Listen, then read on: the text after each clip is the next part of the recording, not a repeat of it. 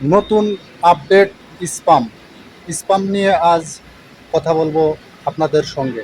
শুরু করছি পরম করুণাময় ও অতি দয়ালু আল্লাহর নামে। আসলে ফেসবুক হঠাৎ করে এতটা কঠোরতা অবলম্বন করবে, এটা আসলে আমরা ভাবতে পারি নাই।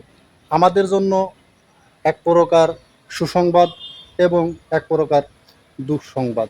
স্পাম স্পাম মানে হচ্ছে আপনার কন্টেন্টের রিলেটেড যদি আপনি কমেন্ট না করেন তাহলে সেটা কিন্তু স্পাম। একই কমেন্ট বারবার করা সেটা স্পাম। এবং আপনি ছবি দিছেন একটা, লিখছেন আরেকটা, এটাও কিন্তু স্পাম।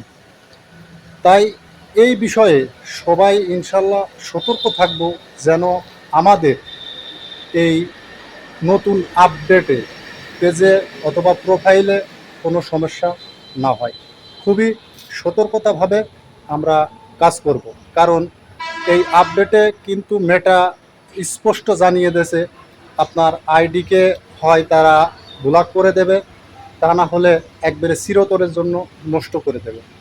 এত সুন্দর শখের পেজ আপনি যদি না হারাইতে চান তাহলে স্পাম সম্পর্কে পুরো ডিটেলস জেনে নেন এবং পুরো ডিটেলস জেনে কাজ করুন।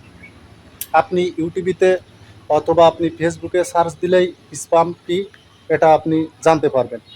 আসলে নিত্য নতুন আপডেট আসেই ফেসবুকে এবং আপডেট চলতেই থাকে। যেরকম কন্টেন্ট মনিটাইজেশন 25 এপ্রিল থেকে দেয়া কিন্তু শুরু হয়েছে, দিচ্ছে। এর ভিতরে কিন্তু স্পাম এটা আপনার নিয়ে চলে আসছে। এটা খুবই সেনসিটিভ এবং ফেসবুকের অ্যালগরিতে এটা একটা বিশাল বড় পরিবর্তন।